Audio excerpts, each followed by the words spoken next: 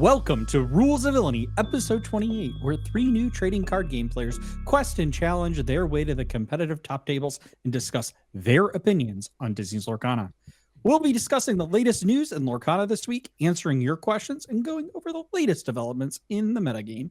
I'm Villain Vince, joined as always by my two co-hosts, Villain Andy and the mayor of Lorcana himself, Brad. How's it going tonight, gentlemen? Good. I am excited for Set Champs this weekend. Let's go. Scar time, baby. Are you be prepared? I am the least prepared I could ever be. Yeah, I am thoroughly underprepared. I am Scar in the first, the prequel Mufasa movie. Did you see it? That's right. No, I haven't seen it. I haven't seen it yet either. I've heard mixed things about it, but somebody said somewhere today that there was a song in it, or like a moment where he is unprepared for something, and it was, and I'm like, that seems so on the nose for when he will be prepared for something drastic later. You know, like it just like it really turned me off. I'm gonna see it eventually, but I was like, come on. Well, I have been listening to one of the songs in the movie is very popular on TikTok right now. Popular. And so that's another movie that's also very popular at the moment. So I've been listening to the soundtrack. You know, it's Lin-Manuel. It's good. The soundtrack is I think personally very good. I can't attest for the movie because I haven't seen it yet. But yeah. How's Andy? What's up? I said, how's Andy? I'm I good. just kind of steamrolled there. I'm good. I don't know when to play for Set Champs. Yeah. Yeah. I didn't have a great experience at League tonight on decks, so Oof. Switch it all up. You got 2 days. 72 cards. Blurple. 75. 70. Deck incoming.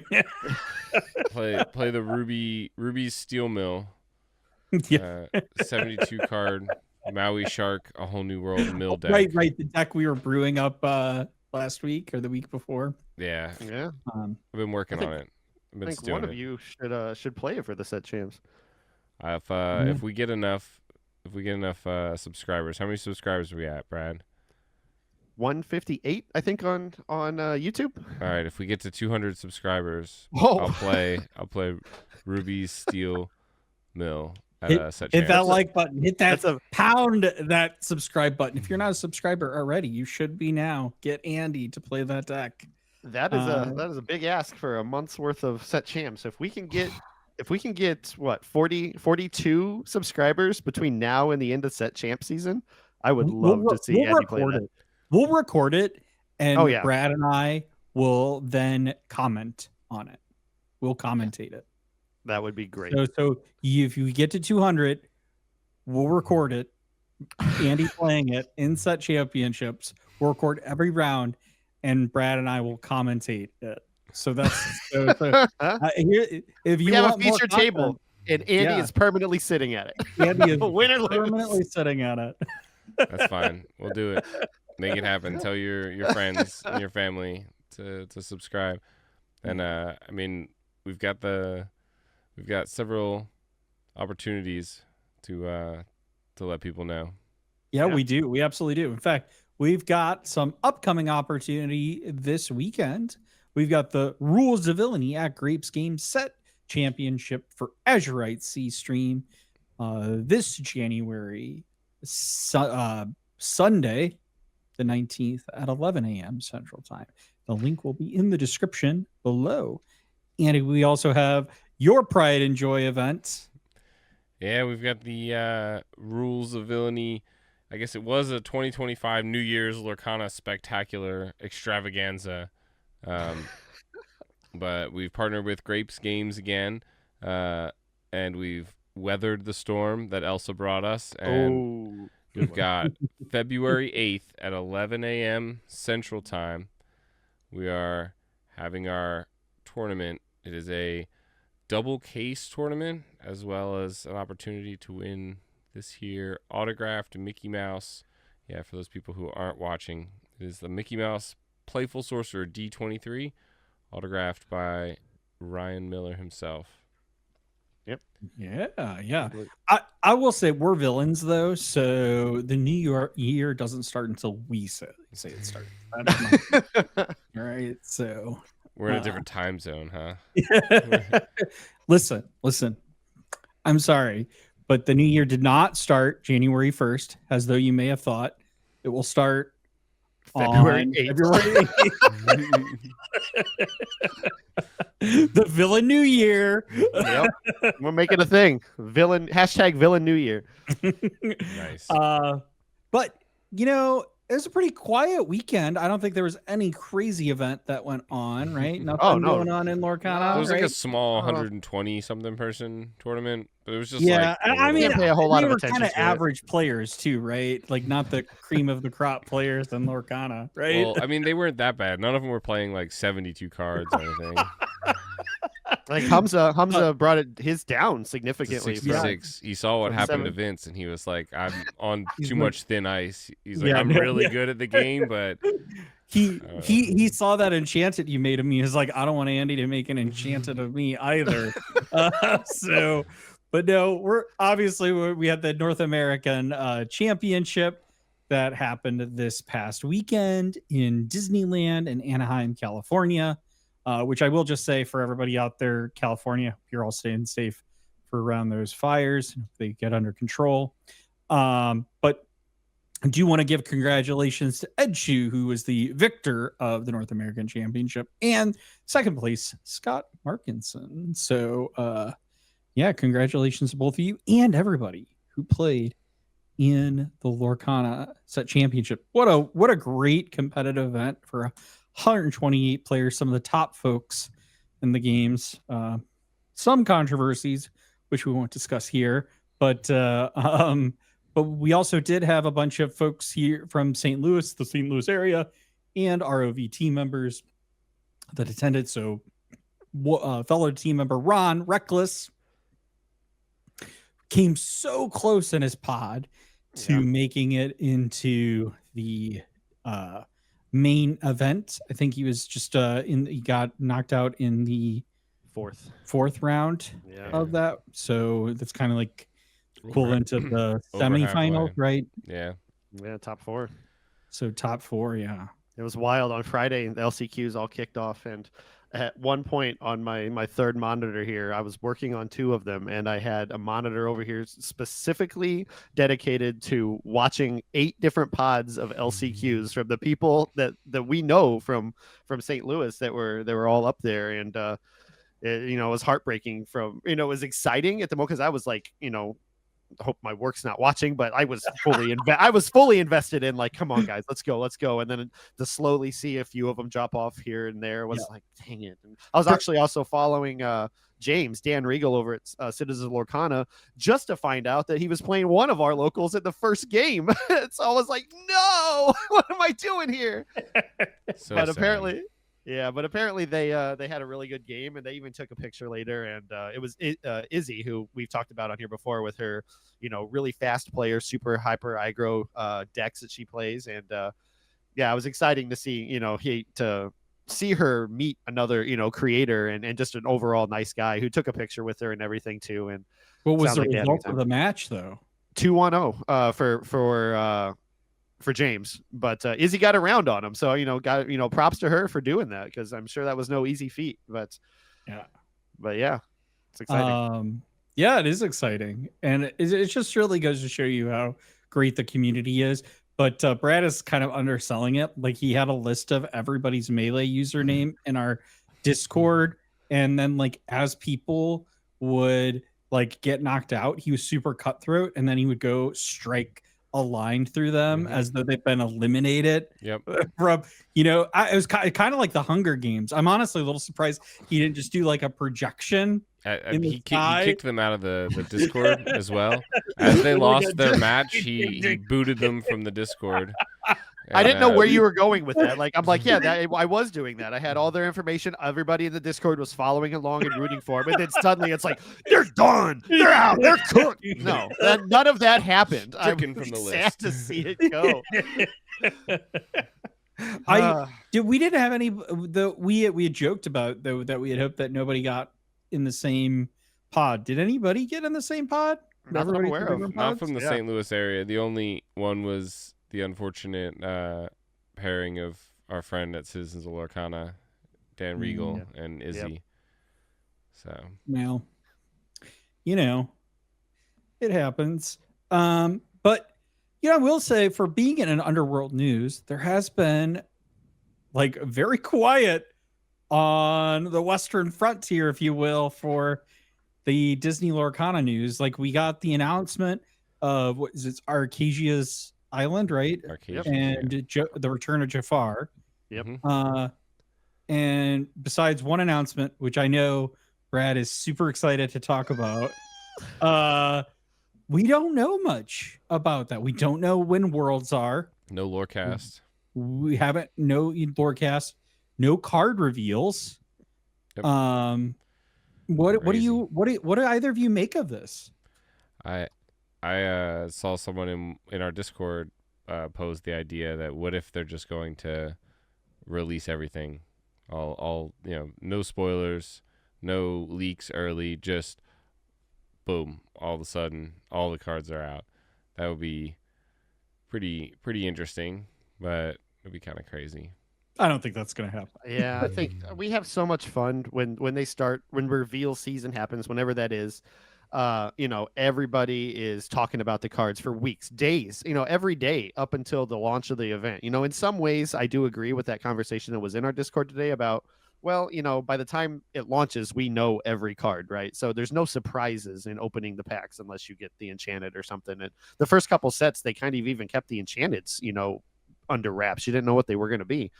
At least maybe you did. I wasn't invested enough to know that, but I do both like and dislike that idea, that they keep it all under wraps until launch, because I think it just, it creates excitement for the weeks to come and shows how people are still excited for this game, right? So it'd be reveals, a big, yeah. And then plus, I want the reveals too, though, because I'm going to tell you this much: if they don't, they're going to have content creators out there outside of Ravensburger's office. Like, where are our reveals? I joke, kind of. But yeah, it's just one of those things that, like, the thing is, if they wait until the last minute, the problem is like, what I really enjoy is when we have these conversations before the release. It's like, oh my God, is this card going to be good? And then we have to be held like, hot take, is this card going to be good or not? And then we can either be like, the Citizens of Lorcana folks that said Diablo was going to be a good card. Or like when I said Genie was going to be a good card and you guys poo-pooed me. Yeah, I'm sorry. I'm sorry, wait. How many Genies won the North American Continentals? I'm sorry. We'll get to that. You're right. Yeah. Okay, You're right. It is wild. How many were in that final round? 0. Yeah. Genie is so last week, Brad. Come on. Just admit it. You were wrong. Rabbit's the best card in the game. Anyway, what were you saying, Vince? No, I was saying that we get, it's nice to talk about and theorize, are these cards going to be good or not? It is. And I think if you waited till the last minute to do that, you'd be in a scenario where it's like, well, is this card good or not? I don't know. Let's just test it and see. And so there's less dramatic effect about that, that I think gives the build up for the new set. But I'll be honest with you, the thing I'm most surprised about is that we do not have a date for Worlds. We've had both the EU and the North American Championship. We don't have a date. It has been tentative that it was supposed to be in March. Seems very unlikely that that's going to be the case. We have talked a little bit about that in the past. We do know in February there's going to be the like Australia, I think Melbourne, Australia, New Zealand kind of like DLC that they're going to have. Oceania. Yeah, and 2 of them are going to World, so the top 2. So it's. I've heard rumors and ideas that it's going to be 2 from like a Chinese DLC and 2 from a Japanese DLC. Is that how many are missing from the world's roster? That would be 32 then. That'd be 32. So either that or maybe some sort of last chance qualifier for if you know, for like maybe the 32 people who placed the next highest, and 4 of them get to sneak in. That would be really, really cool. I'd love to see the redemption story of some of those players that were right there but didn't quite get the. We got one of them this weekend. We'll get to it.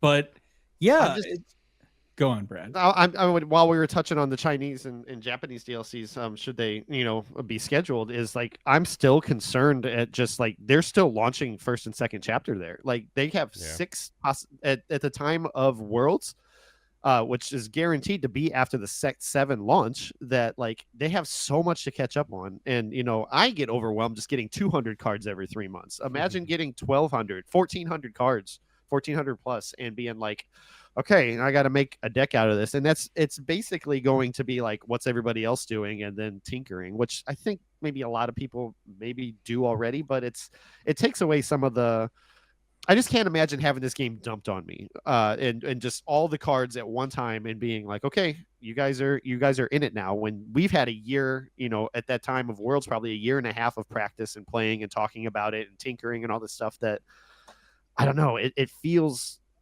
weird to do that. Not that I don't want them included, but it's just like a logistical, like unfortunate situation, like, yeah, I don't know.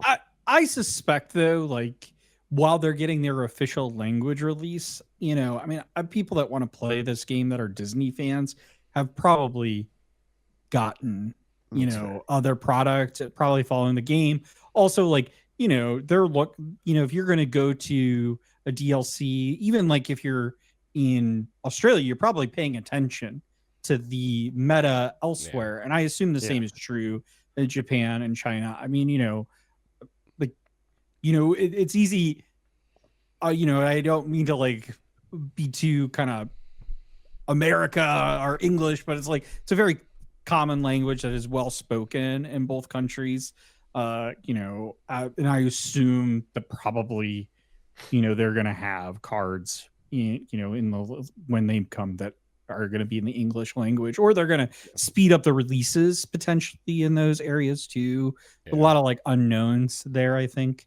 But it does seem like that's where we're headed to, is that we're waiting for some sort of DLC announcement in both China and in Japan.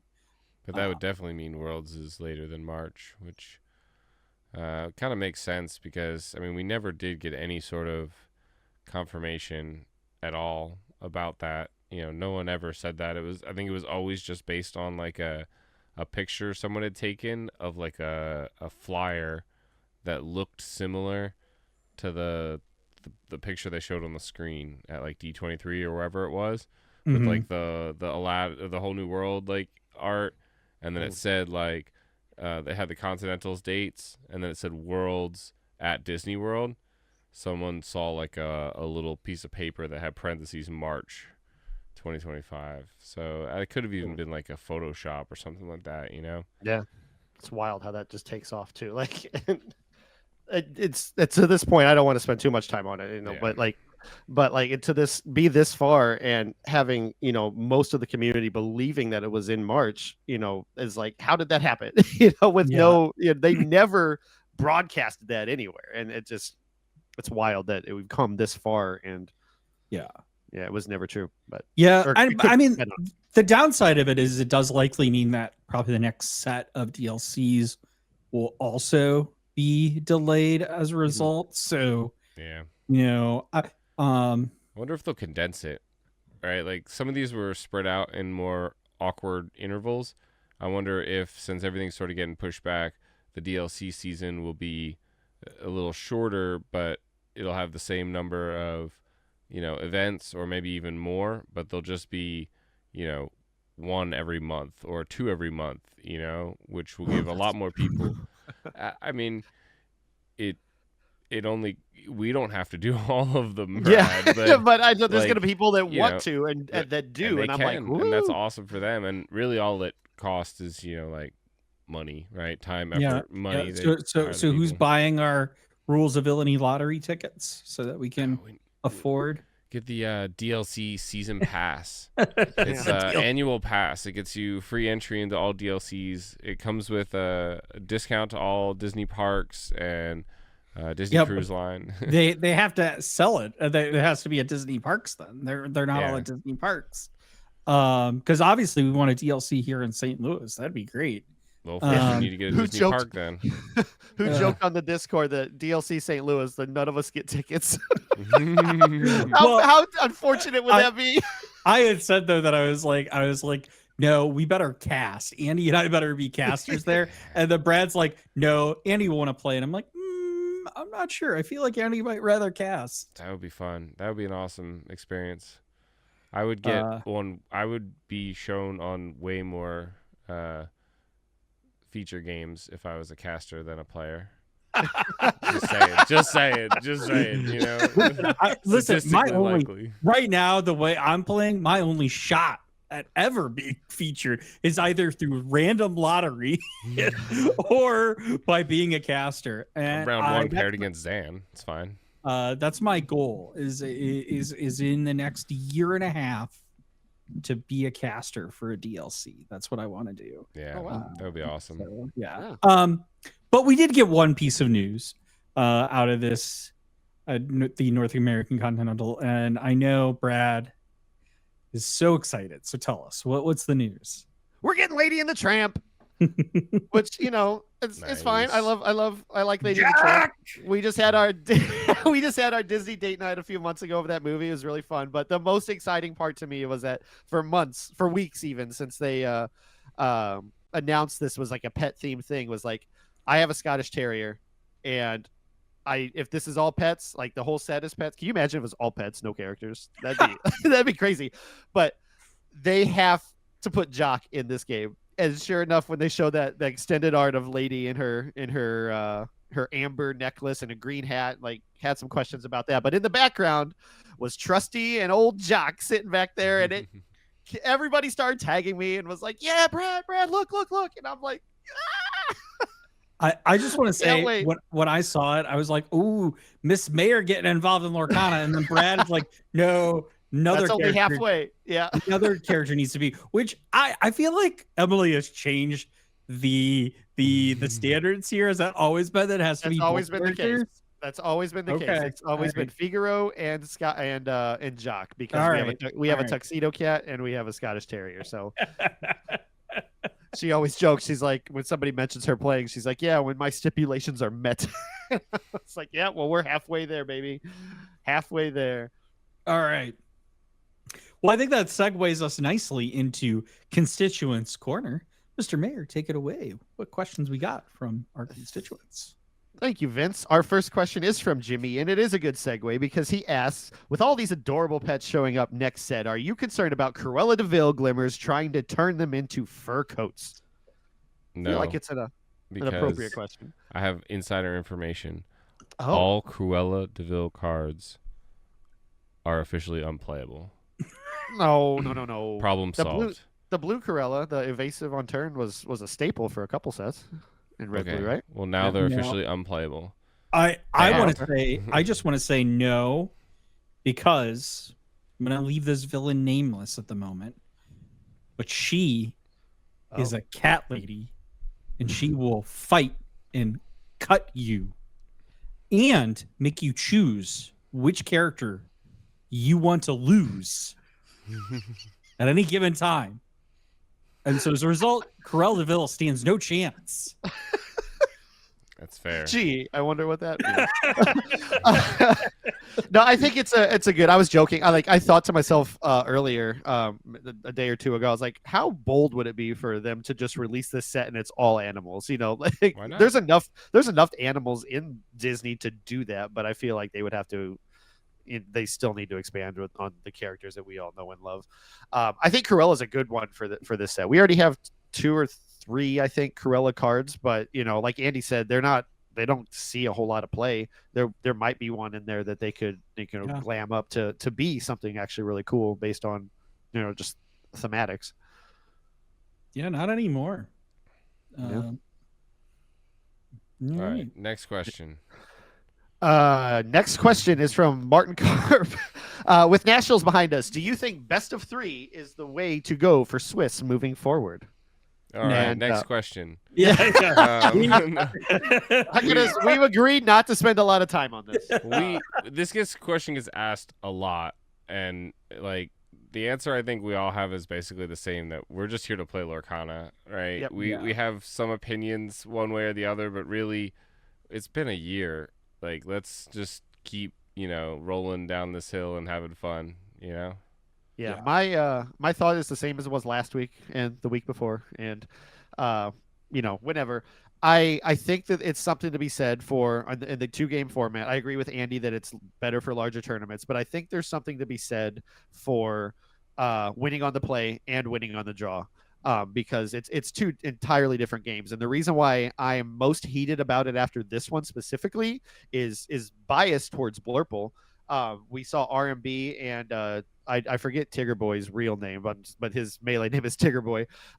They both made top 16 with Blurple, and I was cheering for him, like literally cheering for him, because I said on the podcast last week that like Blurple's going to surprise the world, right? 2 out of the 8 in the entire tournament made it to the top 16, and I was feeling really good.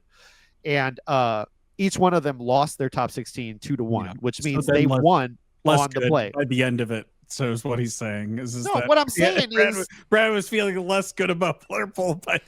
I love the deck, but the fact that they lost their tournament because they lost both games on the disadvantage was like, it's like, Ed's a great player, and I don't know who beat Tigger Boy, but I don't have it in front of me. But like, I'm not taking anything away from how talented they are and everything, but the fact that both of them won on the play was like, okay, I don't feel like Blurple was necessarily defeated, or it's the 2-game format really shows like who can win with the 2-0, but you can't do that because you need a definite winner in the final. So right. I don't know. I'm biased because I wanted to see Blurple succeed, and then it really grinded my gears, and I'm like, well, Ryan won on the play, obviously, but he didn't get another opportunity to show. Maybe it should be best of 5, but there's still that extra advantage. Right. But that would never, it would never, it's basically, you have to be, you and your deck and your luck have to be good enough to win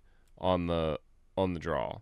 Yeah. And you get potentially one more chance to do that in a best of 3 than you do in a best of 2. And unfortunately, I think, you have to get lucky, and your opponent sometimes has to get unlucky as well. Yeah. Like, I'll say this is like we're gonna, for the foreseeable future, I think, have best of 2 and best of 3, and now like a best of 5 format for the final round, where it's like Disney Ravensburger, I think, is been seeing how this plays out and how it works, and I think they've settled into a rhythm, and so I just think that's how it's going to go. We've talked a lot about how best of 2 is better in larger tournaments, and I agree with Andy on that. A lot of times smaller tournaments that are in game stores that do best of 2 for time reasons and logistical reasons for that. Like, I know Brad and I run an event, and we do it because like we don't own the game store. We're at the behest of the folks to do it, and we run the league, and so we have to fit that format in a time that works. And also, best of 2's the way Brad's to do that. in the tournament, then even best of 1s will take all Stop day. Stop it. But here's the Just other thing I saying. will just say: Best of 2 can't save you from the mayor. is that I was looking at the rules, and again the other day for the tournament guidelines, and the way the Lorcana has it in the rules, it's 45 minutes per round, and that is just not enough time in a best of 3 tournament. It's 15 minutes per game. Just not. When you're playing red blue mirrors. And so I don't know. The other thing, my preference on the best of 2, I will just say, is that what I like about it is it's a little bit more forgiving in points wise, because it's like you can go 1-1 and you get points for that. Whereas if you go 2-1, it doesn't matter. So that best of 3 feels very definitive for when you need a winner. So it makes sense to do it when you're trying to go top cut single elimination. Yeah. Whether it be the pods they did for the LCQ or when you're doing top cut in these larger events. It makes a lot of sense to switch to best of 3 so that you get that definitive winner on that. And there's then no argument on that. points don't matter. Right. But I do think like, it's nice to be like, okay, I go 1-1 twice in a big tournament. It's like the math still can kind of work out for you, where it's like I feel like the math not always does start to shut off the possibility a little bit quicker. It flattens it out. Best of 3. Yeah. So, but we've talked about this ad nauseum. I was joking with Andy that I think you could refer to half of our previous podcasts where we've talked about this. One of the original one of the first dozen, you guys got heated about that extra point. Like, it's worth going back and listening to. I was like, oh my god, we're 3 episodes deep and they are Vince at and each his other's throats. 72 cards want to feel closer to the top of the pack, even though they have like no points. So when you flatten it out, Vince is like, see, I wasn't that far behind. Well, and it does. It keeps you in tournament longer. I think that's a great aspect of it. I love being still in the tournament in like the second to last round and not having gone home already. Yeah, I could not imagine a DLC actually with 3-round with best of 3. Best of 3. I think it would take too long. Like I said, I think they would have to increase the time limit. I think the time limit would have to be closer to like 55, 60 minutes. Yeah. And I also think like because otherwise some decks are just fundamentally not playable in that format. I mean, we've kind of talked a little bit about this in the in the other questions. There's like somebody we were talking about like other mechanics, and one was like, basically ink be prepared. And Andy, you made a great point. It's like, well, you run into a whole heck of a lot of time issues if you do something where you remove all resources. Yeah. And so I think like time of the game and doing the best of 2 versus best of 3 can limit design options of the game. And that's all I'll say about that. That's fair. We've spent a lot of time on this question, I think. Chess clock. Problem solved. Chess clock. It's always been an answer. And maybe we'll try that sometime. Because we influence how the games run, right? I do that sometimes. And I played it with Kirsten, and she hates it. She actually hates the chess clock. I could see Kirsten like you just slapping that thing. Well, it's a digital one. I need to get a real And our one. next question from Vinny. Yeah. Sorry. On a tangent there. All right. We do have another question from LOL Chi LOL for Vinny, first time asker. He asks, thoughts on cost of the game. With no official digital client, the entry price into the game is steep. How would you make the game more accessible? I mean, maybe I'm biased because I have like a bajillion of the cards, and obviously I'm able to afford to buy all of the Lorcana product that I want. But I don't feel like this game is that large of a barrier, like that expensive to get into. Like the entry price doesn't seem very steep to me. I think, there's a lot fewer cards to even pool up. Imagine trying to start playing Pokemon, Yu-Gi-Oh, or Magic, where there's, if you're playing like something like certain formats, it's, tens of thousands of cards, and you have to go find those cards. Some of them can be very expensive. The more powerful ones in those other games are usually older and cost a lot of money. I think Lorcana is, most legendaries are cheap. There's only like 2 or 3 cards in every set that's over $20, and you really can build around them. I think the best thing you might be able to do is go grab some bulk cards from either go to your local LGS and see if there's people there who just have extra bulk. I know we have tons. Or your LGS may sell bulk for cheap. You can get a ton of cards, and really a lot of really good cards are really, really inexpensive, and you just start messing around with them. Look at the cards you don't have and see which ones you need to fit in. And I think you'd be able to build a pretty competitive or fun deck, at least for under 100 or $100, even under $50. Some of these we've seen that win tournaments are fairly inexpensive. Ed's deck from the North American Championship was, I think, $150 or less. It's super cheap compared to previous DLCs. Well, it was until he won. Now his deck now is like $10,000 or something, but that'll come back down, right? Like for sure. I agree with Andy. And that's also coming from somebody who buys a lot of product. I will say this doesn't apply to everybody, but I'm sure there are people in every community. I know your local Vinny. If you ever come to where I'm at, I usually have my bulk with me. And as Andy said, a lot of stores have bulk. I think one store here sells, for nickels, quarters, I forget, for, at least the cold foils. But I just give mine away, honestly. People who want to come play at the open play that I have on Monday nights, I have 3 troves worth of commons and uncommons from sets 1 through 6 that if you need them, please take them, because they're just sitting here taking up space and getting heavier and heavier as I carry them. Looking at the list earlier, because it's going to kind of lead into the next question. There are a lot of cards on here that on you can look up online and see that they're worth 5 cents, 10 cents, and you can easily figure out what you need, get them cheaply, and play around with it. If just even buying the starter decks, even they're not the most competitive, but at least it gets you going. They have some cool rares in them. If you know what you're looking for, they're always going to have that one single rare there's more than one rare, but there's usually one really good card in it. And this set, it's the Go-Go and the Elsa's last set. But it's not. I don't find it incredibly hard to get in. Like the older cards for sure, because you can't find Chapter 1 at MSRP right now, and so you'll have to go back and get those staple cards for a little bit more than you would have before. But it's But I'll just add though. I'll say even for first chapter, not a lot of those cards are any more expensive than the playable cards in this set. The reason why those packs are so expensive, you want sealed product, because you're basically gambling. Enchanted.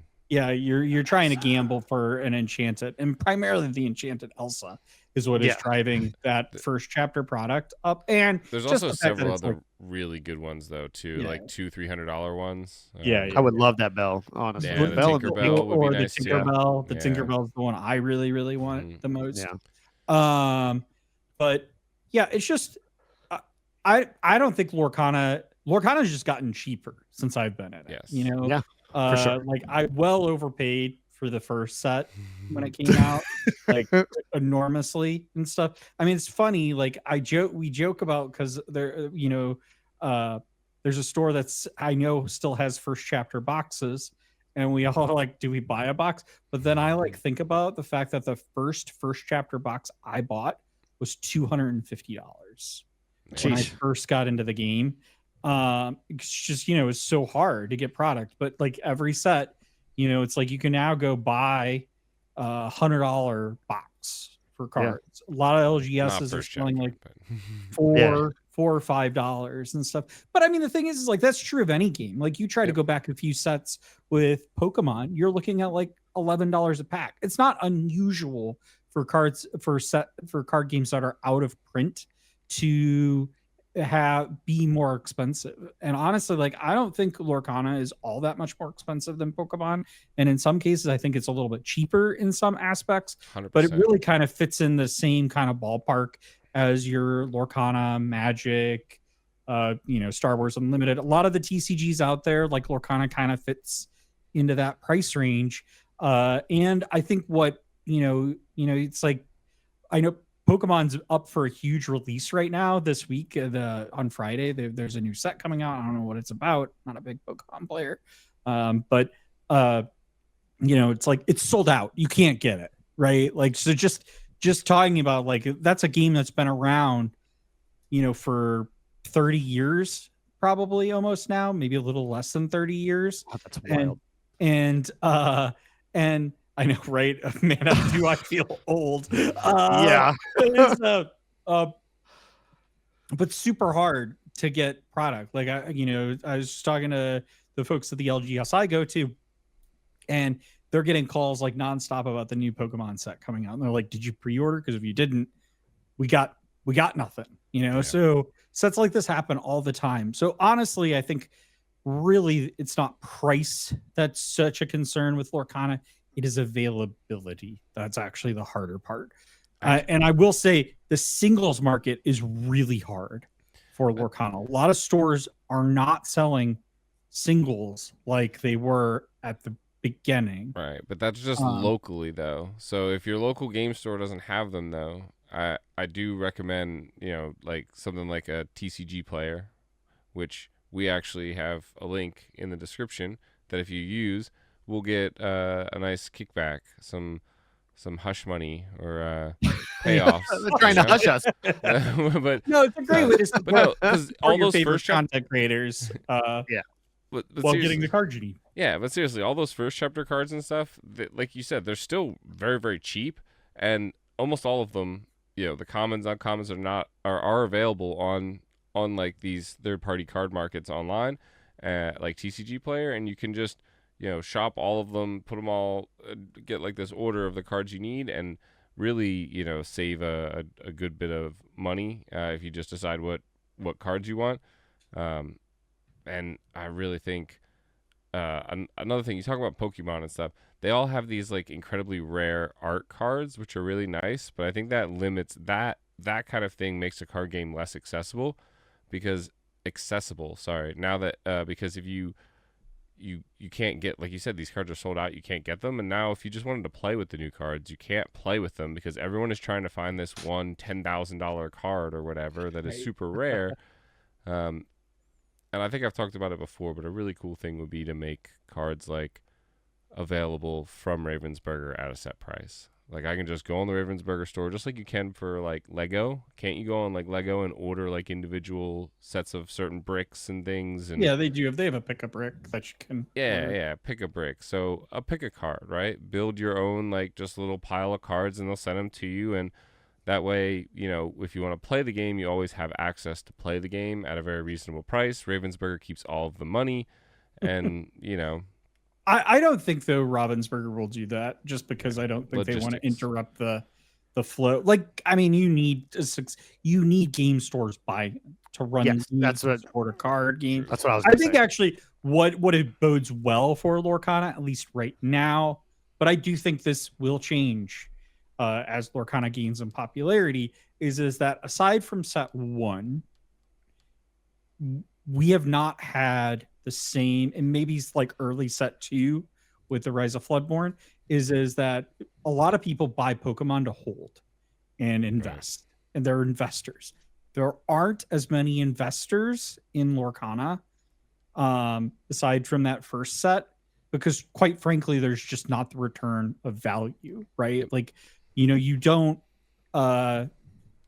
which is honestly, like, I know that sounds bad from a like a perspective. That's actually good, really great if you want to play the game, because it means the game is cheap and affordable. It means that people are buying boxes, they're ripping them. There's more cards in the market for you to be able to easily accessible and stuff. When people are investors and they will go buy Pokemon, they take it and they put it on a shelf and they put it in their closet, and then they sell it like 5 years from now or part of their own collection, and that card never gets. So it's like if you need a card for a deck, like you just can't get it, right? I mean, but Pokemon does this a little bit differently by having a lot of easily accessible cards that are playable, and so what's not playable, like you got a lot of alt arts, and they've got rotations and stuff. So there's ways that do it, but yeah. Anyway, went on a long tangent to answer that question. Any last thoughts, Andy? Yeah, I think the game should be accessible. You said this person you think is local or whatever, so definitely come see one of us. We've got tons and tons of bulk. I don't get out as much as I used to, but especially with set champs and stuff, I'll be seeing a lot more people. I frequently put together. I've got a lot of extra rares and super rares and stuff like that from various sets as well. Of again, the largely more unplayable cards, but if you need them just to try them out, to have fun, to put in a deck, they're definitely pretty good. And like you said, I think he told me he plays at Grapes occasionally. If you're there for any of our streams, or at least the one I'm going to be at this upcoming Sunday, the 19th, I'll have my bulk with me. And if you want to peruse that, take whatever you want out of it, you're welcome to. And that goes for anybody that's Grapes here has good listening. bulk too, I And think, bulk, right? yeah. It should, I have- guess I shouldn't say that.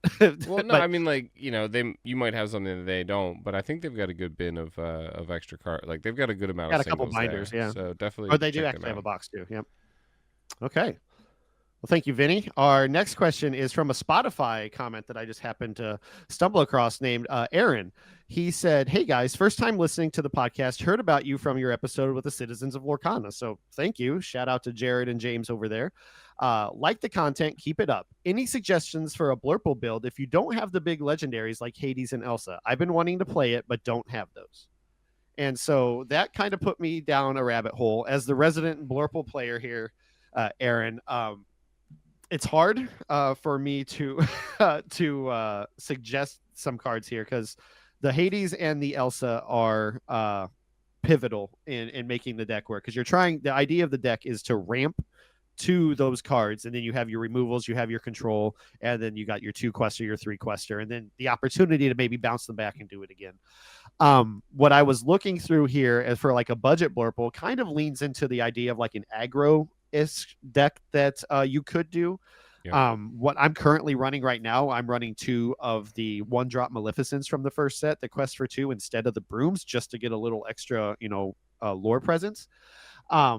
Instead of ramping up to those bigger cards, what is this here?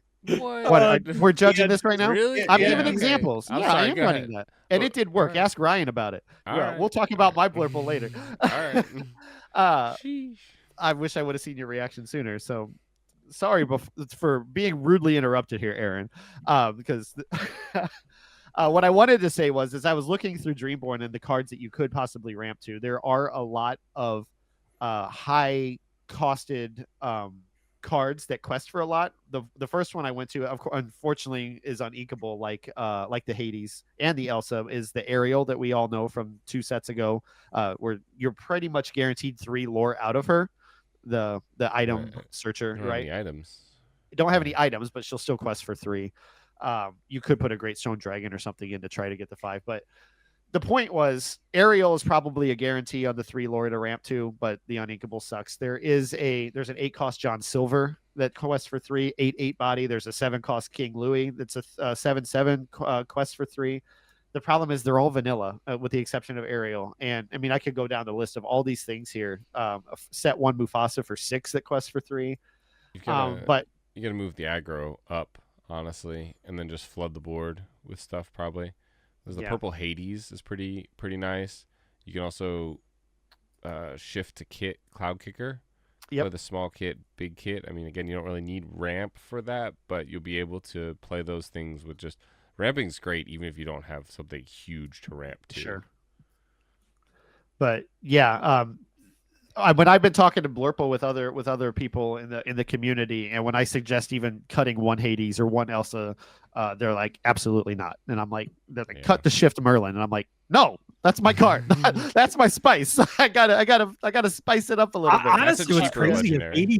Hades isn't really even that expensive of a card anymore. Not anymore. But it's one of those things where like we're talking about 10-cent cards here, and Hades, I think, last time I looked was like $10. Yeah, $8.81. Yeah. So I mean, the with Merlin's shipping, probably yeah. cheaper. And you should also, like, if you don't have the Hades and you're running one of these other vanilla cards, you should definitely up the count of Let It Goes that you're playing, and make sure that whatever you add is 5 cost or more, so that you can honestly, with more Let It Goes, something like the Shift Kick Cloud Kicker line makes you can then on turn 3 you can sing a Let It Go to remove something. But you really want that 3 lore from the other thing I will just say is that, like, I think it's fine in testing to try to do proxy cards for it and stuff. Like, obviously you should buy cards, support your local LGS, and support the game. But if you're testing and you're not sure what you want to do and you don't want to commit, I think it's totally fine to proxy cards and see what works for you. And also, like, don't be afraid, get to know folks in your local community and ask to borrow cards. Like, we've all borrowed cards from each other to play and stuff. And like, I'd be surprised if somebody, wouldn't allow you to, if you've got a really well active league, if somebody's not going to let you borrow those cards. Even if it's just like, hey, you're going to be at the event, like, can I just borrow these cards to play and I'll give them back to you right at the end of the event or whatever and stuff. I don't see, like, I mean, I would do that. Yeah, I've done that for on a people before heartbeat. too. Yeah. So, I think there's ways to be creative too. Like if money's an object, or even just accessibility of getting certain cards or timing, is just, think creatively about how you can practice with cards you don't own, buy the cards that you need, or just ask folks and stuff, versus necessarily committing to like a unoptimal deck because you can't get those cards. Like I would just, the best way to the best deck with the best player is going to win, and so trying to find suboptimal plays, I think, doesn't always work. And certainly you can be creative. We all do, but I would just say, like, you can't, a lot of the reason why some of these decks work is because they have critical kind of cards with them. And they work and they're synergistic, and it's hard to replace that in a 1-to-1. It's why these cards are more expensive. I also think that, like, as Brad kind of pointed out, Blurple, unfortunately, like Hades and Elsa are incredibly pivotal for it. Whereas and so you might like Blurple, but maybe you'll have to just, look elsewhere and see if there's maybe some other ink combinations that you can play that have a little bit more replaceable cards, like if you think of Ruby Amethyst, something like Lady Tremaine and Madame Medusa, the ladies in chairs, people often go back and forth on how many of each of them they play in their list. And so if you have one but not the other, then that's very fine, and your deck is not going to be hurt because of it, really. Yeah, there's a lot of fun cards. Like as I'm looking through here, there's a lot of fun cards in the higher ends of blue, of Sapphire and Amethyst. It's just, I just experiment with them. Even the new Tink, the 7-cost Tink. Even if you don't shift her, she's evasive, quest for 2, and gives other lore to other fairies and stuff too. So, I mean, I could name off all of these because I like them all. I just, I'm comfortable with the deck that I'm running right now, and maybe you'll find some version of it that you like in something we haven't thought of before, and just kind of experimenting with the ramp into those and seeing. Like, I would really like to get that big Rafiki to work, but it's really, really hard. That's another really good line, is the shift Tinkerbell. That small Tinkerbell is pretty good. I mean, it's effectively just like a genie. I mean, it doesn't draw you the card, obviously, but like it threatens the same amount of pressure. It'll take a brawl, play that, gets brawled. Genie comes out, doesn't get brawled. Yep. But again, Genie's last week. Genie is out. Any final thoughts on Blurple? I know it was really dedicated to me, but okay. The last question here is from Heather. She asked, what are the biggest surprises in terms of decks and the meta breakdown at the NA Continentals? And I think that's actually just kind of a good segue into our next segment, right? Where we're going to be talking about breaking down that Ruby Amethyst and the decks that we saw. Yeah.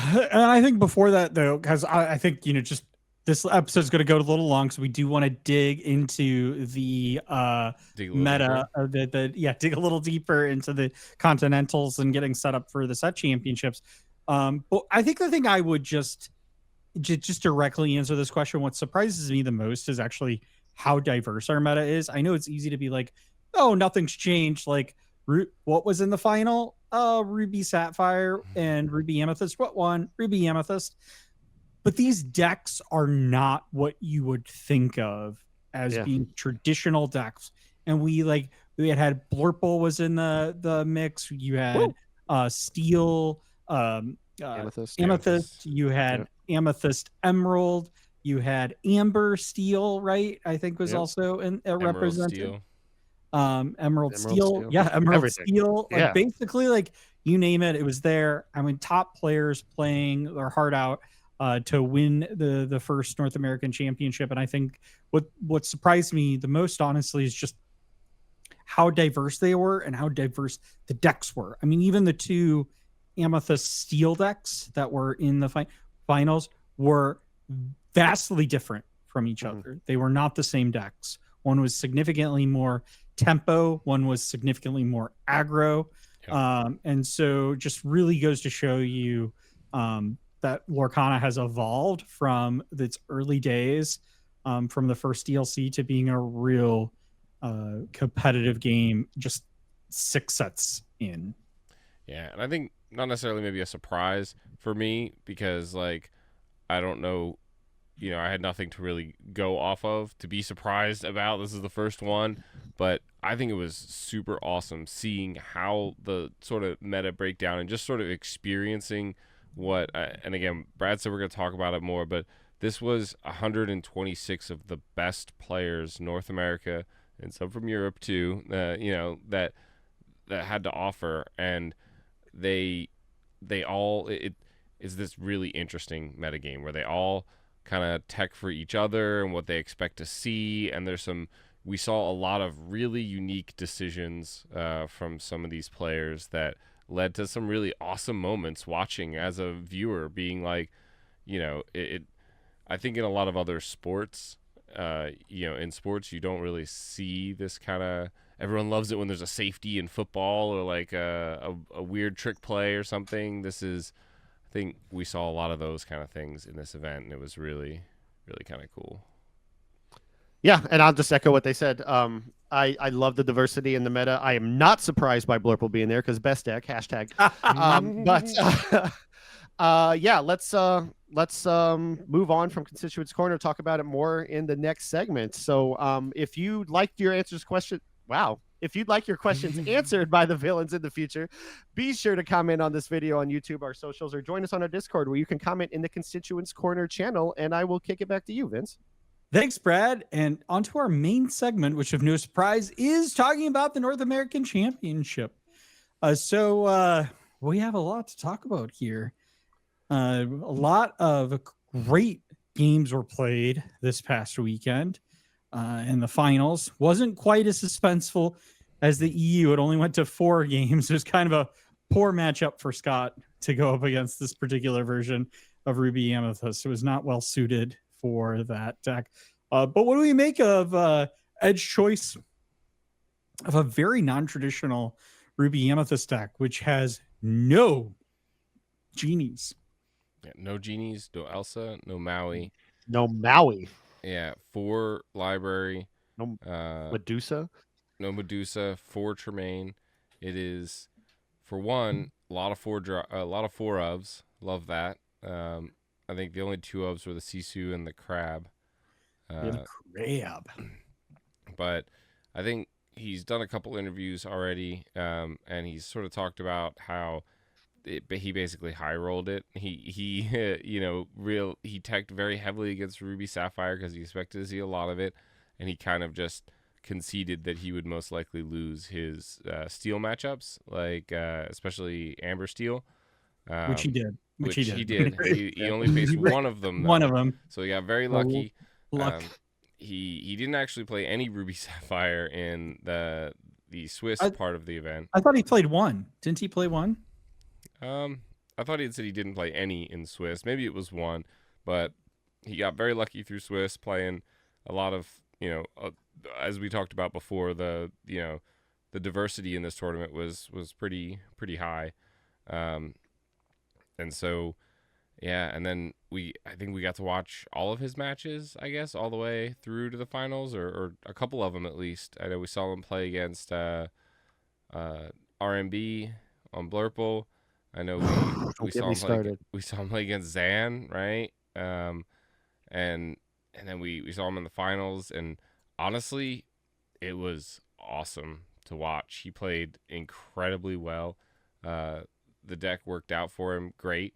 Again, he gave some interviews. I think he said, sometimes you have to get lucky, and sometimes your opponent has to get unlucky. I think Zan had a particularly bad hand and line of cards the one game, but I mean, we've said this a lot, and we say it a lot in our own chat, that sometimes it's better to be lucky than good, and it's even better to be both lucky and good.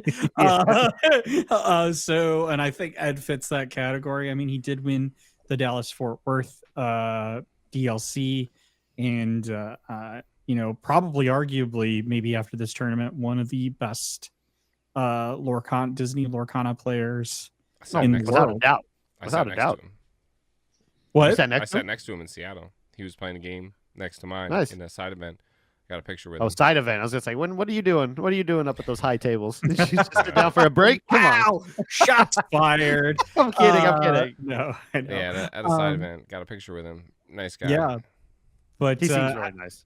I mean, we heard this a lot from the casters about talking about is this potentially one of the best players in Lorcana when it was referring to people like Zach Bivens, who finally got his redemption, the redemption of Zach Bivens.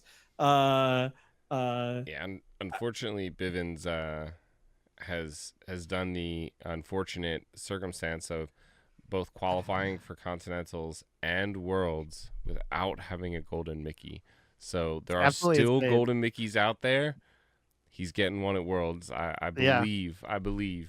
That's what I was alluding to earlier. While Zan has 3 of them, Ed has 2. Ed's got a playset, Was really I really want to comment about Zach. Yeah, the Zach story was great. I'm glad he was the first feature match because I was busy on Saturday or on Sunday and I couldn't watch it all day. But not only his play, was I rooting for him the whole time and seeing just his play lines and he's got to do this now, he's got to do that, and processing that and seeing how just great it was. The whole story of him getting the pass down invite, he's first in Swiss and I think 2 different ones and just performed throughout all these DLCs as well to get to where he's at is absolutely incredible. And his interview with Rebecca afterwards, all kinds of emotion, man, and deservedly so. It was amazing to see that. Honestly, one thing I will say, and I didn't mention this at the top, is great casting too by the team. I mean, just with B Squared, Brandon, Tanner, that's his name? Tanner, Liam, and Rebecca doing the interviews. And Brendan and Brandon. That's right. Yep. Yeah. So yeah, just a really great to have the whole team there. So much fun. And yeah, so it was a great event. But yeah, it was great to see that Zach managed to secure his Worlds invite. Like you said, though, unfortunate that he didn't get the Golden Mickey. Although we were talking about this before the podcast started, that the Golden Mickey actually isn't the rarest card in Lorcana right now. I think it's this Baymax. Yeah, Enchanted Baymax. It's got to be, right? There's more Golden Mickeys out there now than the 16 Enchanted Baymaxes, alternate art Baymaxes that were given out to the Worlds. I think Zach, right? The foil one, yeah. That Zach Bivens tweeted out last night, which will be Monday night when you guys are listening to this, or Tuesday night.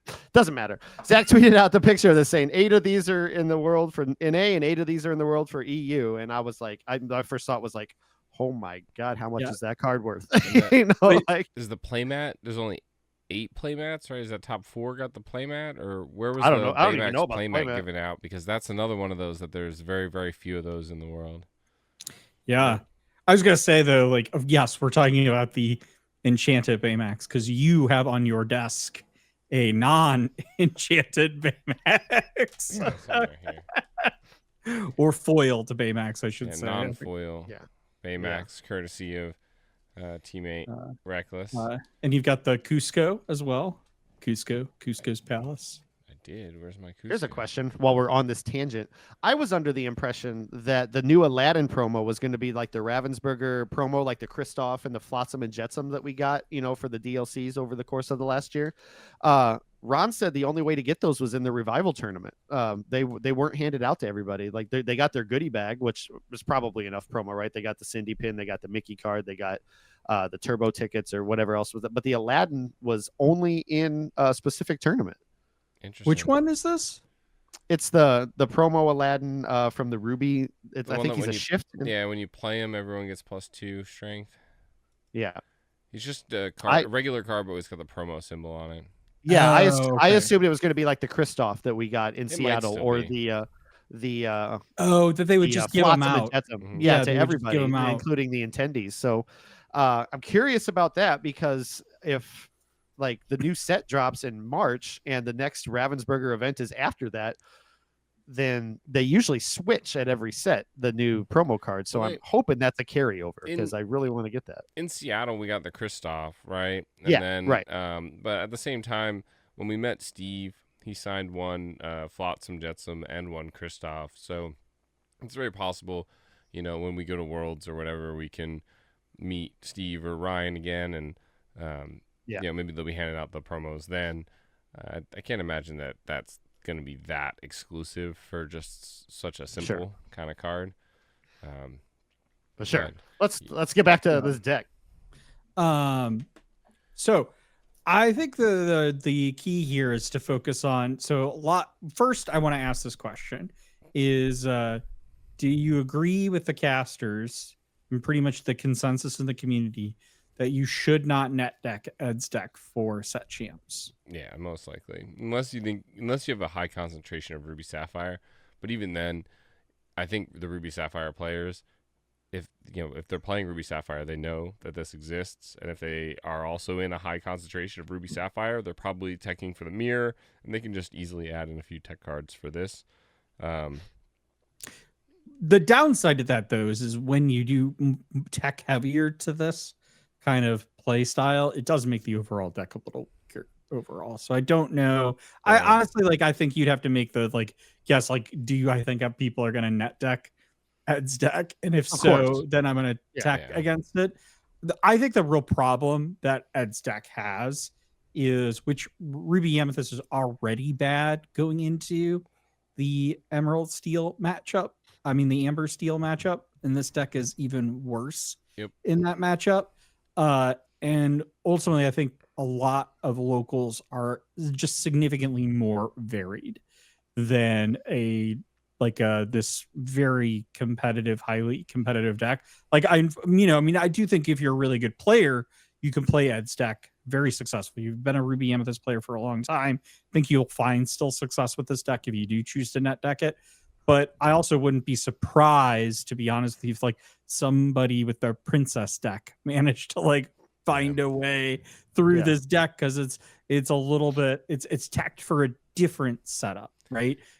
Now, with that being said, I think there are some lessons from this deck that I actually think are interesting. I do think there is a good argument for not playing Genie and playing Rabbit. We've had this discussion a long time. I've been a very huge Rabbit proponent over Genie.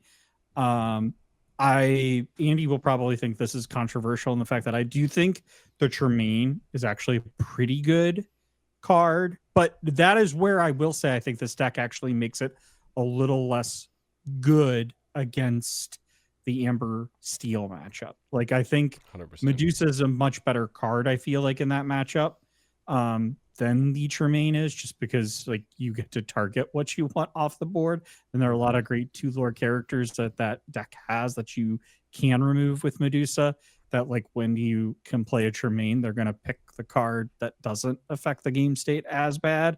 So it's you could be oh no, get rid of that Piglet. No, there's a lot of options you could say to remove, whereas maybe they'll have a Pete on board, and Pete's already done his job.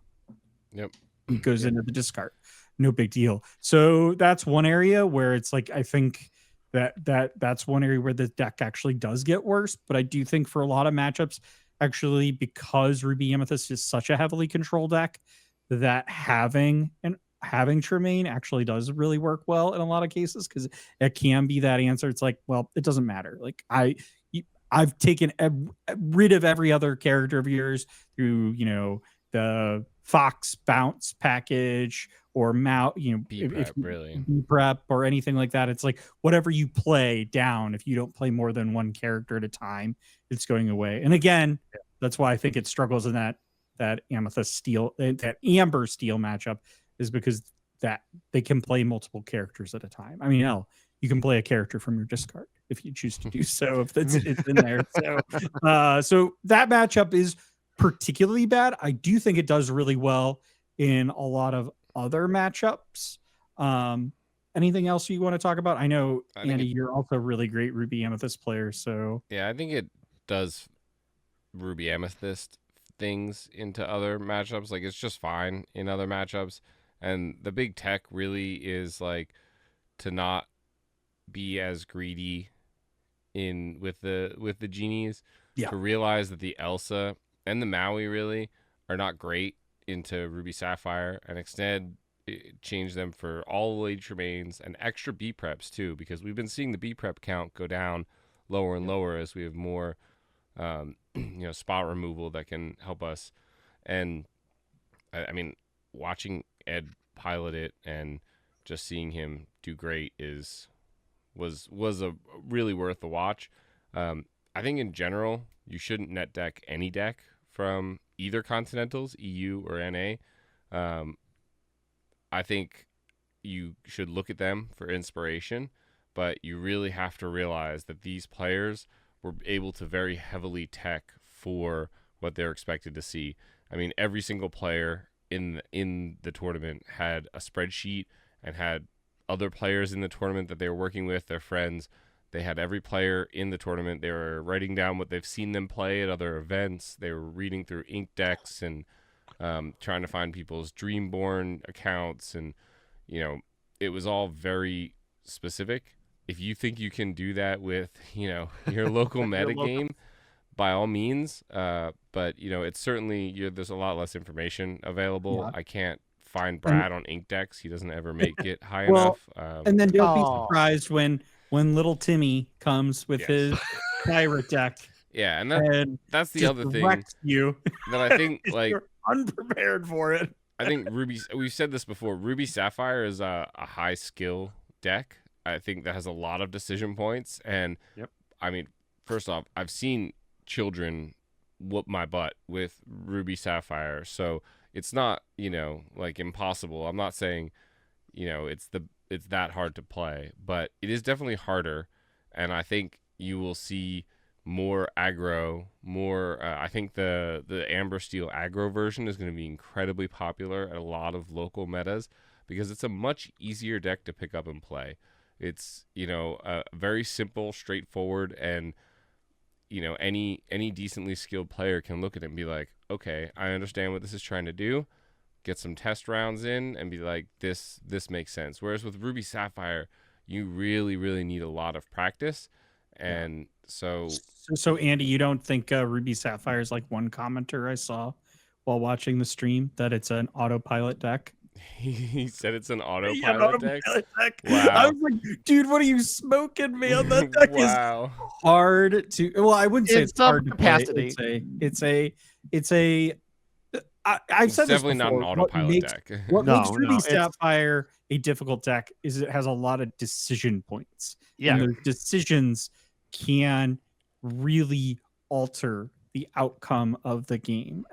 And we've said this a lot about Lorcana is not, it's actually, I think, a very challenging game, unlike other card games, in that because of its resource system, you don't get instant feedback of a decision you made.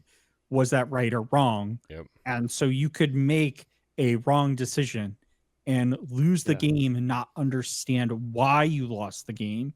And this is why, I'll say, when you're preparing for set championships, this weekend, I think we've always said, stick with the deck you're most comfortable with, or the deck that you feel the most, that you've got the most repetitions on. But there's a month of these, get together with your friends, test, and get feedback, play a game where you're hearing okay, so I'm going to ink, this card or whatever and stuff, and then play that out. And then, it's okay, well, what if I did this? You can always rewind the game and go back to those scenarios that you're doing. And honestly, these are how some of the best players play the game. We've heard about the Team Labyrinth, how they test. They'll get on Zoom calls and video calls, if you will, and they'll basically play the match out, and they will live commentate, oh, I wouldn't have done that. I would have done this instead. Let's try this. And that's how they get good at the game and they can see these things. It's like when you sit down from some of these players and you're like, oh my God, they're thinking like 12, moves in advance. That's not a natural ability. It is an ability that they have gotten because they have practiced the game. It's like Ted Lasso. We're just talking about practice, man. Also, Allen Iverson. I still got to send you that clip. But not a game. Not a game. Also, I've been wanting to say this too. I haven't watched the interview yet with Liam on Illumineers, but Megan brought up in the Discord today that Ed wasn't just playing the cards; he was playing the person. It's at least in his Zan game, right, where he knew specifically. He said in the interview, I believe, that I knew that he wasn't going to play the shift line of Diablo based on how he was holding his hand or something. And I was like, Andy even commented on some of the moments of the broadcast where Ed is just staring down the opponent while they're making their decisions. And I'm thinking like, that is intimidating as hell. He said in that interview too, that he was cool and calm and collected. He was like, it just, once I got there, I was just completely clear headed. And I just, just I got this. Yeah. He was like, I got this. And just went through, and you could tell just his third game stare. His third round with RMB. Like, I was blown away at his, like you said, it was very clear he was just cool and calm. Like, I don't think he had a turn 1 or a turn 2, and I was starting to get excited for Ryan. Like, okay, this Blurple is going to ramp up. He's going to start getting board control, and he's going to just answer everything that Ed puts down. And then suddenly Ed, like, he's playing just casually, no, not a panic in the world or anything, just like, no turn 1, no turn 2. I might be mistaken on it. And I'm just like, okay, I think Ryan's in like complete control here. And then he wasn't. And I was like, Oh my God. Yeah, I'll just tell you, I talked about this in a few weeks ago, I think in one of the episodes where we talk about Flynn Rider being that frenemy and that understanding when to use that card effectively in a game. And I'll tell you what, I don't think I've seen a card player besides Ed who has done that as effectively and consistently with Ruby Amethyst, because it was just like, it'd be like, okay, in this scenario, I probably wouldn't try to do the Flynn line. I'd probably try to do something, but like he would do it and he knew exactly how he was going to sequence that event to be able to get the Flynn trigger. And then other times he'd be like, you know what? Flynn's going in the ink or trading favorably into another card. And it was just like, because of using things like that, the crab, to plus up things like Diablo or, or Flynn or whatever and stuff. I don't remember all the particular kind of play lines that he did, but I was just deeply, deeply impressed with how well he piloted that deck. And you're right, like, man, that stare was the death stare. And pretty much a lot of the opponents, like, you could just see poor Ryan were just like, just like sweating bullets, like, while he's playing this game. It's like, and like, also to a certain point when it's like, you just know you've got no out, right? Like, the game is lost and you're trying so desperately hard to find where it is. And there's a lot of pressure going on there. But honestly, like Ed and I'll tell you, Scott were both cool as a cucumber, man, in the matches that I watched them. I was like deeply impressed with how I think Ed said Scott told him, like, before any of the games even in the finals started, he was like, well, I think we both know how this is gonna go. I think he kind of knew his fate beforehand there. And I agree. I think watching the matches, there were so many times where I said it, Kirsten said it, the announcers said it. We're like, he's cooked. Zan's cooked. Like, R&B is done. There's nothing. But they still they'd play something. Like, oh, okay. I didn't think about that. Maybe. Oh, and then Mo Shamblin would get one more card, take it off the top, rub it on the table, take a look at it, and see what it is. And I loved his like little interesting little like ticky head of rubbing. No, every single card he drew, he rubbed it on the table. We're like, all right, Mo draws for turn, rubs the card on the table, puts it into his hand. Let's see what it is. Oh, it's a 1-drop Diablo. All right. We're going to draw off the friends, take a card, rub it on the table, take another card, rub it on the table. It was like then Yeah, it eventually got distracting. it did get very distracting. But yeah, just a really great match. I'll be honest with you, I was really impressed that Scott was able to pick off one round from Ed. I really thought for sure that was going to be. If he had Lucky Dime, he would have gotten several. That's what I wanted to take a moment to ask, because I didn't get to watch the finals. I wanted to ask about his deck. I know that it didn't have Dime, which is wild. It's something that goes back to the TCS 10K or 10K 1K that we had a couple weeks ago when that fifth and final round with Justin. After that ended, like he took Dime out of his deck. Like the Dime play like falling apart? Are people not running it anymore? What's the? I think they just couldn't fit it in, and they figured they would win from the Maui Half Shark and the actions that kind of gets you up there. More big Sisus means you get to use more big Sisus and then quest with them later. I mean, the list here from Scott has only 3 Tamatoas as well, since no Dime. Makes sense. But it has 4 big Sisus and 4 Maui Half Sharks. So, and then it has 12, 13, 16, 20 actions. Well, songs / actions. So, the one other card I wanted to ask about was that Queen of Hearts. Did he get any use of that? We talked about it a couple weeks ago after the SSG, right? Where these top red blue decks are running a single Queen of Hearts, and I'm like, turn 2, like at what point do you get any value of this out of this card? And I'm curious if you guys saw him play it or do anything with it in the finale. I think we saw him play it, but I don't. So not in the not in the finale. I don't. It didn't really. It wasn't. I mean, it's not a card that's going to do super well in that matchup to begin with, right? Like maybe Flynn, but you've also got Brawl. You've got a lot of other kind of like. If you're not this is open deck, so they know he's got the Queen. So like Flynn's never going to quest, you know. If you play Queen of Hearts, you're not ramping, so you're kind of cooked in that sense. Sure. Yep. I just don't understand that card anymore. I would. Yeah, he has 3 Grammatalas. I definitely would have put, I think, one more Grammatala in there. It did do. I will say the Queen did work in his other match, and I'm trying to remember exactly what happened in that match. The problem is like, we record this a few days after the. Sure. I've watched them all, and so I should have wrote down the notes on that. Could I ask you to define work? Maybe I should just go watch it. But like, she's a one and done, right? Like anything she runs into is probably going to take her out too. Like, well, the thing is like I think he had. By work, I mean is like in that particular round, it did work. Not in necessarily in the game. Like he got it basically every single time in his opening hand. And then was able to use it effectively. And I really I honestly really, really wish I remembered the exact play lines, because I was very skeptical of this too. But it did seem to be effective for that early kind of aggro. He played Amber Steel Song in the first round, which has the first round of the top 16, which has Cinderella's. I don't know how well it does in the Daisy, but Lilo's, Piglets,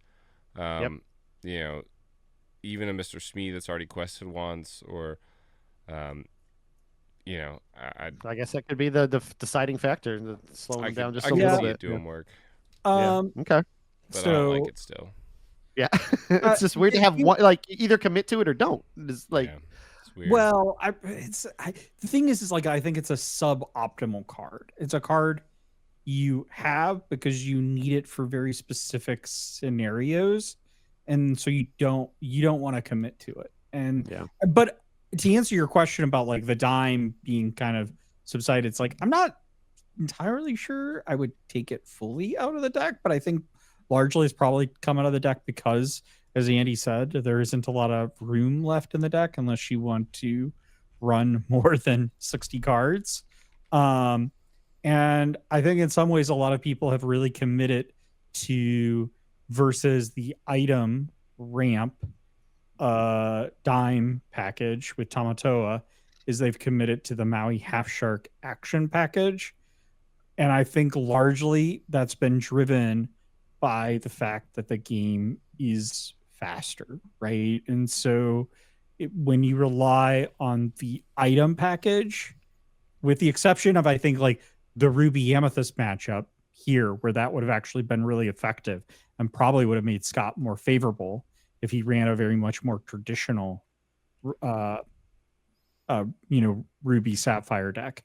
Right. But in a lot of these games, what you want is you want to use that Pirate's Life to not only trigger your ability on Maui Half Shark, but to also kind of like prolong the game so that you can do that. Because otherwise you're probably losing if you're committing to the Tamatoa dime package line. Yeah. But again, I think that's a fatal flaw when you run up against a deck like Ruby Amethyst, especially one like Ed was running, which was significantly more text specifically for it. Yeah. But I'm curious. I did realize that Hamza's deck is different on Ink decks and on Dreamborn. So he may have actually ran 72 cards. Dreamborn says 72. Ink deck says 66. But he has 2 lucky dimes. So, he obviously has a couple extra cards. He math is a little different for him. He makes it work. So maybe if he had to cut it down to 60, the dimes would go. But I don't think dimes are gone necessarily. We should probably have Hamza on the pod someday to explain. He said he would. We should. Yeah. Maybe I'll reach out. He even has a Hades. Oh, and my favorite part of Hamza's deck is he has Peepo, flying Peepo. Yes. The 6 cost uninkable 5/5 rush evasive. So it takes out a Maui Half Shark. It takes out cleanly takes out a Genie. So that I think is a pretty nice card. I'm happy to see that in there. What card was it? Goofy, Flying Goof, Peepo, Flying Peepo. Yeah, the new set. Got it. Okay. It's pretty nice. No Medusa or Tremaine in his list, which is kind of interesting. But hey, it worked. The Hades, the Let It Go, and then the Maui Half Shark to bring it all back. It's pretty nice. Yeah, I like that Goofy. I made the mistake of not closing my door when I came back from our little break, and now my cat is biting me underneath the table. Well, maybe he's saying we should move on to Villain of the Week, where a cat is featured. Ow, gosh, man, he's like give me attention now, and he is really going after me. So if you see me swear I can hear him. I can if hear you him. can hear him in the background. Well, is there anything else we want to talk about when it comes to the championship or the sets? Which I'm sure the sets are really going to dominate for the next weeks. I was gonna say, I think we talked a little bit about it. The set champs and what we might be playing, and how you can utilize sort of these tournaments.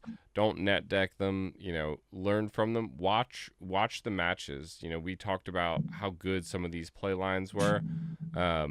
Watch the matches and learn how the cards made sense for how the cards worked for them, and use that to make the choices for your cards. And if you're looking for inspiration, there's 4 weeks of set champs. So this weekend on the 19th, Sunday, you can tune into our live stream and watch some of the best talent that the St. Louis area has to offer. See how that goes. Same deal. Don't net deck these folks, but learn from them. See what cards play well into what matchups, and go from there. I just want to add, you can net deck me, because I will welcome anybody to the Blurple family, and we can work together and take over. Don't net deck the mayor. Come on. Please don't. But I will gladly work with you. 63? And Well, currently, I will say I'm going to that bring it down. So. my only partner is my cat, so I've been doing pretty well at playing against him. We don't have proof of that. But I heard the cat won a couple times. He loses, and that's why he gets mad, and he decides to bite me during the podcast. But yeah. All right. Well, we'll be talking about this for the next few weeks, and we're going to move on to Villain of the week. Apologies to Gantu. All hail. From set 2, Rise of the Floodborn, we have Lady Tremaine, Imperious Queen. She has a 6-cost uninkable super rare card in Ruby. She's a Floodborn villain queen, 3 strength, 4 willpower, quests for 2. She's a shift 4, although if you're using the shift, you're playing her wrong. Ability, power to rule at last. When you play this character, each opponent chooses and banishes one of their characters. The flavor text. The 12th rule of villainy. Let's If go. you don't have a throne, take one. Art by Ariana Ray. I just want to say, I disagree with you. Shifting Lady Tremaine is honestly one of the most satisfying and the only reason I enjoy playing Lady Tremaine. I don't like the card, especially now that Medusa is in the same slot. But she doesn't have any good playable shift targets. No, you She shift shifts her on on herself. herself. You know how devious it yeah. is to play a Tremaine, and then instead of Yeah, playing the next Tremaine, you shift it, and then you bounce back the double Tremaine into your hand, and you're like, I wonder what cards I have in my hand, Mr. Opponent. I wanted to touch on that because that's such a good it's play. incredible. Is to shift on herself, and then because not only then bounce both of them back to hand. Wow, and then it stops your done, opponent. Yeah, your opponent is like, well, I know he has at least 2 answers for whatever I play on the board here, and depending on the inkwell, he can play both of them at the same time. I watched Andy we talked about it on Monday at game night after the North American Championships, just the idea of it. I don't know if anybody was getting to do it that night, but then last night I watched Andy play Waylon over at Sprinkle of Ink, and I was giving him a little bit of hard time in the chat, like, oh, Andy's favorite card is Lady Tremaine, because I knew Andy wasn't paying attention to the chat. He was just kind of getting relayed to him, and then Waylon told him, was like, Brad's saying that you love Lady Tremaine. He's like, well, he's gonna love what I'm about to do next. And he did the whole shift and bounce package, and I'm like, it's so mean. It's so mean. That is actually really good. I'm mad that I didn't even think about that. That's so. I always forget about the fact until it happens to me that you can shift on the same card like that. That it's we were doing it before it was cool back in set 2 in our item rush deck with Ariel. The same thing. I've done it. It's just I like kind of somewhat breaks my brain on how the rules work in the game a little bit. The same thing works in Blurple with Hades.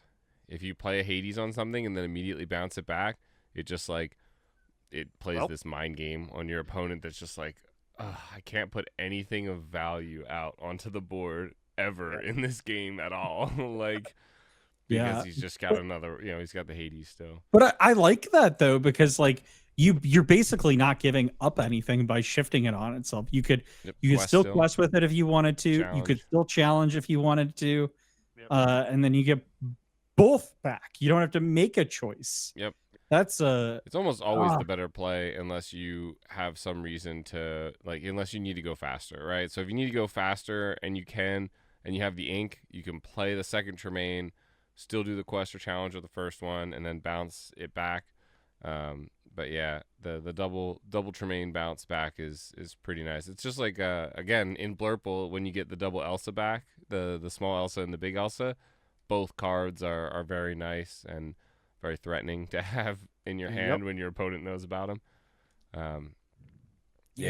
That's I take it back. Do shift on her. I was going strong.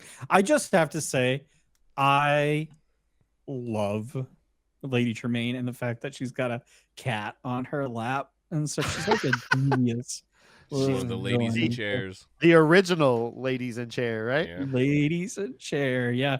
My my thing is like my favorite thing about her is the meme, is like if you've ever seen going around for like cat folks, it's like showing like people very active or like Cinderella and stuff and talking to animals, and then it's like Lady Tremaine in bed with a cat and stuff. It's like what I thought I would be, what I actually am. Yeah. I was like, honestly, I embody Lady Tremaine very much. She gets a lot of a bad rep. Andy's not been a fan of her for a long time for the sole reason that, like, and we touched on it earlier. I was hoping we'd get off of her when we were talking about Ed's deck, because I knew we were going to be talking about her now. Where, like, on a wide board, you'd rather choose something else, because they're going to take the least important card on their board, and and what does that do for you? Yeah. What card is it that you would rather choose over this? Medusa. Medusa. Yeah. Yeah. Has that ever been our villain of the week? No, it's been purposefully not, because it's too good. It's funny. I bring that up because Heather asked me. She's like, why has Medusa not been? Oh, did somebody ask? We were waiting for somebody to ask. Yeah. Because at the very start of all of this, our very first person was like, it's got to be Medusa, right? The entire next set of every set is like, what is Medusa? Does Medusa banish it or not? So dies to Medusa. Dies to Medusa. So it was funnier to me that we never do it, and then people be like, how come no where? Medusa? Yeah, and now she's not even in the top winning decks of the tournament. I guess she was in the weeds. Yeah. It's actually kind of funny that that's a card that didn't that. Like we, it's I was always interested about how there are cards out there that it's like, oh, this like just dies to this, and then the card just kind of falls out of favor. And like, again, Tremaine, it's always kind of been a battle about what is the better card. Is it Tremaine or is it Medusa? And for a long while, it's been phasing out to Medusa, but Tremaine is making a comeback, and honestly, I think Tremaine might be the better card right now. Like it seems like it for sure, just because the way that it was teched for this specific tournament. And I think that's how every card it really is, right? Like there might be, I was thinking about it when I was walking my dog before the podcast tonight, like Medusa was not in the winning deck tonight or this weekend, and it's possible in the future that, like, based on how people are playing, what the meta is, that they don't need her. And it's the same with Lady Tremaine. We didn't see a whole lot of her for months, and then suddenly here she is being a pivotal part of a deck that won the national championship, just because Ed was smart enough to practice and know, like, hey, Ruby Sapphire has been dominating this game for 3-4 sets now. And if I'm playing these caliber of players, I know that this card is going to take out that single Tamatoa. I know that I'm going to be able to bounce this card or shift onto this card and take out the next one too. And it fit right there, because Medusa isn't a great card into Ruby Amethyst or Ruby Sapphire, right? There's not a whole lot of targets in the late game that Medusa is going to do anything for. Well, unless you have all those ice blocks that right, which is why I think ice block work. Like that's why Medusa I think is actually a better card in Ruby Sapphire, because of the ice block. It puts things into better ranges. I mean, like, it's why you can get crazy value out of something like the little Sisu, or even the big Sisu. Brawl. Brawl. Yeah, exactly. Especially when you play things that are like what was it? It's not Dragon Bow, is it? The Fang crossbow. Fang's crossbow. Yeah. Dragon Bow. That's one of those 12 extra cards Vince adds to his deck in the last minute. I will say in my defense that I really did like that card a lot. It was actually like, it was pretty. It nothing hurts worse when you like shrink the big Sisu and then can basically not Medusa. You can just take the little Sisu, the human Sisu, and be like gone. Well, that feels bad. Well, the Fang crossbow was just it was pay 2 -2, right? It is pay 2 -2, so it's basically and you have to double. it. And or you can banish it to banish a dragon character. Yeah. So you might as well do that for the Sisu. Honestly. Yeah, probably. Yeah. I think what I did is I used it and I 2 ice blocks. 2 ice blocks on a Tamatoa. Yeah. Okay. And played a little Sisu. And then little Sisu'd it. Yeah, human Sisu'd it. Yeah, that just seeing like the look in your face when it's like, oh. Yeah, but I mean, you could do the same thing with like 100 microbots too, right? Like, Don't tempt me, man. Okay, just because you think I've run 72 cards. I do want to point out that I think we talk about Medusa and Tremaine being the ladies in chairs. I do think 6-cost purple Yzma is also sitting in a chair and deserves to be considered one of the ladies in chairs. She also does removal as well. So sort of, yeah, quasi removal. I mean, it shuffles it into your deck. That's not on the board anymore. Good luck, Weston, now. Yeah, but honestly, like you know, the play line that I think really was successful with that card, we're going way off, but was to rabbit. to do it, your own rabbit. Yourself. Yeah, to do it, for your own. That was last set Blurple. Play rabbit. Sing friends with rabbit. Play Yzma on the rabbit. Draw like 6 cards that turn. But I just think like Tremaine is just one of those characters that like is. I think what's controversial about Lady Tremaine is that she's either really good or real bad, right? Like she's like suboptimal for the play. So it's like if you can use her to effectively control your opponent's board, and it doesn't really matter what she takes off of it, but you can continue to advance the win state of your game, great. What sucks is when you need a larger board clear or you need to clear something more optimally, you do that. You would rather have something like the Medusa or even a Brawl or even a Sisu, some sort of active targeted removal, even like the Maleficent Dragon, something that you can choose off of it. But the benefit that she has is if like you are in a real control state of the game, you can basically prevent your opponent from almost ever playing a card or a threat to the board. Especially useful when it comes to the characters with ward. Yeah. I think ward is less valuable in this set. Brad keeps sending me pictures are you just of putting ladies in all chairs. Ladies in chairs in These don't count. They have no removal. They're not evil. I don't know. You Candy Lady might be. Ursula is. Candy Lady. Sorry, too much of a tangent. We've been gone too long. All right. Well, any last thoughts about Tremaine? Andy had one. Yeah. Yeah. I mean, I think Tremaine is a guaranteed 1-for-1, which is really nice. But like you said, it's not good against wide boards, but it's also just not good against like 2-character boards, right? Like, I think we saw before when Tremaine was very dominant that it became very easy for people to just throw in, these sort of nickel and dime cards to just be able to throw next to them. And it was not a hard habit for people to pick up, right? That's one of the reasons I grew to dislike Lady Tremaine and grew onto Medusa was because, they play a Tamatoa and then they just play like a Smee, right? They play a Tamatoa and then they just play a little Sisu or what were they playing back then? Probably Olaf or Felicia or something. Yeah.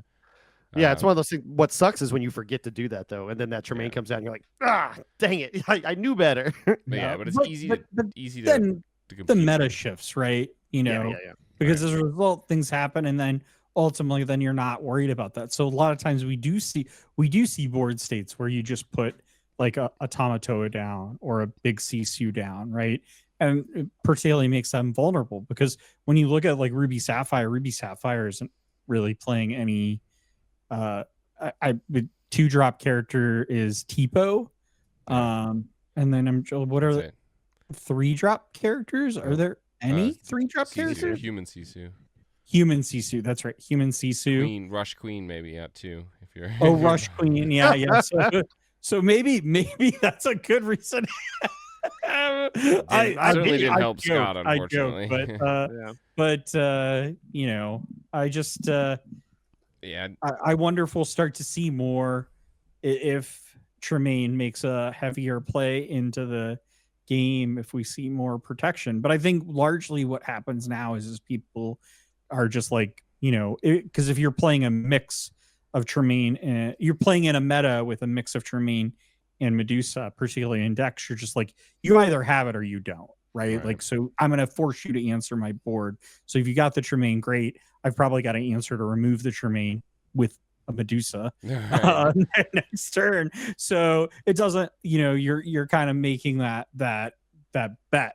Whereas if you end up in a meta where Tremaine is more favored over Medusa, which I'm not saying that's where we're at. I mean, Ed was making a very particular meta call for this event. Maybe you do then decide, okay, I'll start protecting my characters out. But some decks are better at that than others. Yeah. Like I think Blurple is actually a better deck of playing out multiple characters to prevent we've discussed Amber Steel as being another deck that's really good at that. I actually think like this is where Ruby Amethyst tends to be a little bit weak on its own, although maybe not. Plenty same of one drops as Blurple. Yeah, same. Yeah, I mean, especially when you're running Ed's variant, which is 12 one drops, like which actually I do think that that's the correct play. I do think the 12 is really nice. Is really nice. And you did sell me. You both sold me on that Diablo. Just basically guaranteeing a draw, especially against Steel. It's so great against Steel. But I think one thing I do think is that like Medusa has been so dominant that I think it's this back and forth, but it's pushed Tremaine's stock up a good bit. We've seen cards like Lawrence that are hard to get around. Pluto doesn't get around.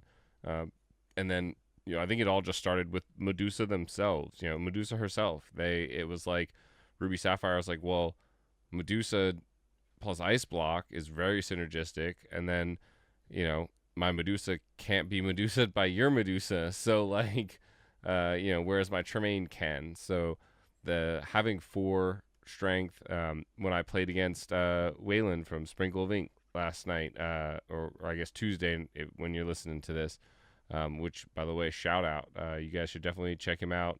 He's on Twitch, Sprinkle of Ink. Him and Ellie, I believe, they do a lot of live streams, and I was lucky enough to be a guest on there. But his deck was heavily teched with cards that were not Medusa-able, essentially, not brawlable. He wanted to stay out of the range of what is essentially Ruby's, angle at removing you. And we'll have that link down below in the show notes for those that are listening to us on the YouTube. Before we move on, I just want to point out the art on this card I've always loved. I think it's absolutely fantastic. One of the best ones in set 2. Honestly, gotta say, the Enchanted's beautiful too. Yep. I was just talking about it earlier. That's like, I really want to buy this Enchanted. And both of you are like, no, not now. Too late. Like, you missed it. Right. You're right. It'll come back down eventually. Yeah, I think. Like, these things have been Until Ed wins Worlds with it. What? Oh! I mean, he's gonna probably take Ruby Amethyst to Worlds. Why not? Why not? He's going to study, and he's going to know. He's a lot of stock in Ed right now. Yeah, quintessential. New set officially kills Ruby Amethyst? ? We ask that every time. Ruby Amethyst finally dead. Honestly, we say, not only do we say that every set, we say at the beginning that Ruby Amethyst got no good cards from this set. Didn't need them. And then it's like, this obviously not gonna work, and then it works, and we're like, oh, it didn't need them. It didn't need them. Even when we do get good cards, where we're like, Brad's like, oh my gosh, Genie is so good, and Maui Half Shark is so amazing. Don't need them. Don't need them. I'm fine with Rabbit. In fact, I don't even want the old Maui anymore. Don't need them. Don't need them. So wild. Oh, well, that's not true. So Ed ran Diablo. I was going to say, is like, did he run any Azurite C card in the deck? But it was Diablo. So it's Diablo. That was his only set 6 card. And I think the only set 5 card was Library. Might have been. I think Library was set 4, though. Oh, Library was set? No, I think Library was Shimmering Skies, wasn't it? Yeah, you might be right. So he had 4 Diablos, it's 4 Libraries, together. Azurite and Shimmering Skies. The bulk of his cards were Floodborn and Ursula's right. Return. He only had the Chernobygs from Inklands and only the Friends and B-Prep from the first chapter. Yeah, So, it's just wild how that deck has managed to evolve each set and really just pick the. I'm just going to take this card and stuff. Whereas when you look at a deck like the Ruby Sapphire deck that made it to the finals, I mean, it had Azurite Sea, it had the Maui Half Shark. Ruby Sapphire loves their new cards. Yeah. Really, really like leaning into the new card, pool. But man, I gotta say, I think the deck I am most worried about going into set champs this weekend, which is why I'm not sure what I want to play, is Amber Steel. Aggro version specifically is so unbelievably brutal. It's just I absolutely hate it. I played tonight. That's all I played into tonight, and I beat it twice. Is Heather running it? Lost the next.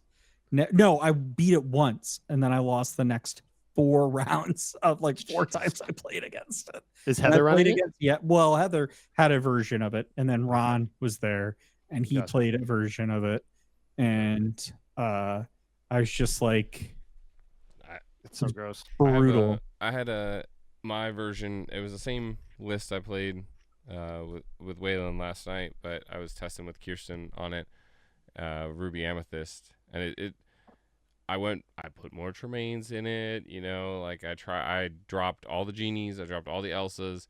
I think I have a 1 or 2 of in the Maui, and I played against her aggro Steel Song, and I won most of them on the play and lost most of them on the draw, but I did take 1 while on the draw at least, but I think I also lost 1 on the play once. So it was even-ish, but it really still did not feel great.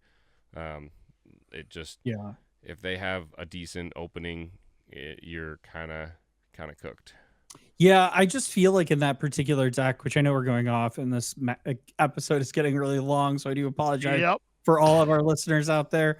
But just to say, is like I think that the challenge with going against that deck in particular is whether or not they can get the cards they need, particularly that like Cinderella and Song. And they always have it. No, but they always have it. I tell you what, here's when I play it. The Cinderella and Song isn't even good. Honestly, though, when I was playing it, when they don't have it, I had no problem dealing with the deck. But when they do have it, man, just like wrecked. It's like I quest once the entire freaking time if I'm lucky, because I'm just trying to consistently answer their board to control the game, and like I have no shot, because you got, cards like, Lawrence is a killer. Lawrence is a real brutal one, because you only have like Fox to get rid of it. Yeah, and then you've got things like the Lilo and the Daisy and the Pluto. It's just like, oh my god. And then Calhoun. It's just like, I just like consistently like difficult cards. I found the Calhoun to be the worst at the end of the game. Oh, for sure. When you have a big board and they put a bunch of stuff out and you have to clear it out, you can't leave anything in Calhoun range, or else that's too low out of the Calhoun. You have to count that in. But it's the worst is just when they play like Daisy, and then turn 2 they play Smee, and then turn 2 they play Daisy Smee or Daisy Lilo, and then after that they play Lawrence, and then they play a Pluto, and you just go home crying. It's like I had a whole map out to play to get to like 7 ink for the Be Prepared, and then it's like Pete. It's like, all right, I can survive 1 more turn. No, Pete again. Yep. Okay. Yeah. Oh, if I answer this, I can survive 1 more turn. Pete again. Are you kidding me? Repeat. What is the like? At a certain point, I just start like I'm inking Friends on the Other Side because I can't play it. Yep. You have It's like a dead card in my hand. It's you don't need cards because you're too busy dealing with threats. You have the cards. You have enough of them. You just can't keep up with the threats. Wild. But anyway. Any last thoughts about Tremaine or set champs or anything we've discussed in this episode? Go go watch the NA Continentals. If you haven't, go watch the matches that have your decks in them.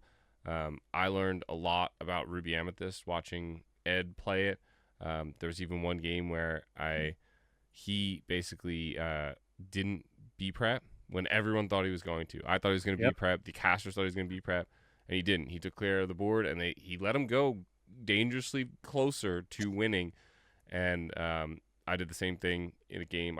I was like, do I actually need to B-prep here, or can I maybe save this button? And I cleared most of the board, and then sure enough, they were like, okay, well, they don't have the B-prep, is the first thing they thought, so we tricked them, and then they went wide, and B-prep, perfect. And, so watching this stuff is definitely great. You learn a lot from these great players.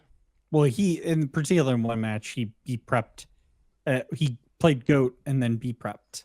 Oh, to win, at the end, to win. That's like close the game. That's like a mic drop, kind of. But let us know what you think of the villain of the week, and let us know your opinion in the comments below. And with that, we hope you've enjoyed this episode. If you're joining us on audio, which you should, in your car, it's a good way on a run, or you drive to work, please rate and review us on Apple Podcasts, Spotify, or wherever you listen. And if you're joining us on YouTube, which if you're not, come on over here. We have a lot of fun. Be sure to give us a like and a subscribe, and hit that bell to be reminded of our upcoming episodes, as well as our live streams. See you on Sunday.